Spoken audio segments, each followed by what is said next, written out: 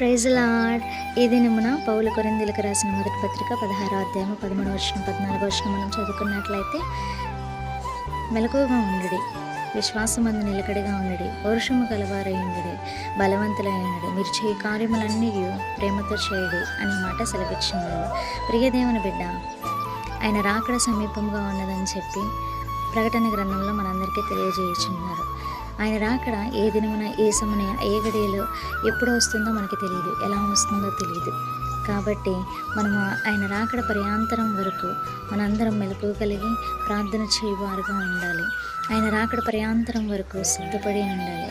ఆయన రాకడ పర్యాంతరం వరకు మన విశ్వాసం మనము మెట్టుపై మెట్టు కట్టుకుంటూ ఉండాలి. ఆయన రాకడ పర్యాంతరం వరకు మనం మన విశ్వాసాన్ని వదులుకోకూడదు. పౌరుషముగా మనము మన ఆత్మీయ జీవితంలో నడుచుకోవాలి. బలవంతులై ఉండాలి. లోకం మన ఎంతగానో వెనక్కి లాగుతుంది, కానీ మనం వెనక్కి మళ్ళకుండా ఆయన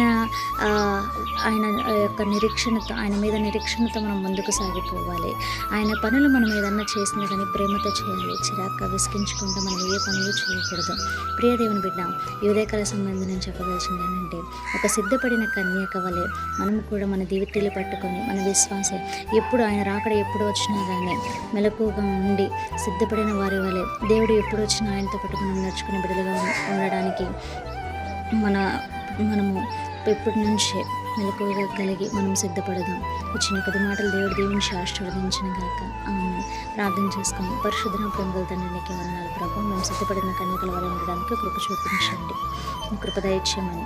మీరు అక్కడ ప్రయాంతరం వరకు నీ తోడుగా నడిపిన సహాయం దయచేయమని ఏసే పరిశుద్ధ నామములో ప్రార్థించడం విషయం తండ్రి.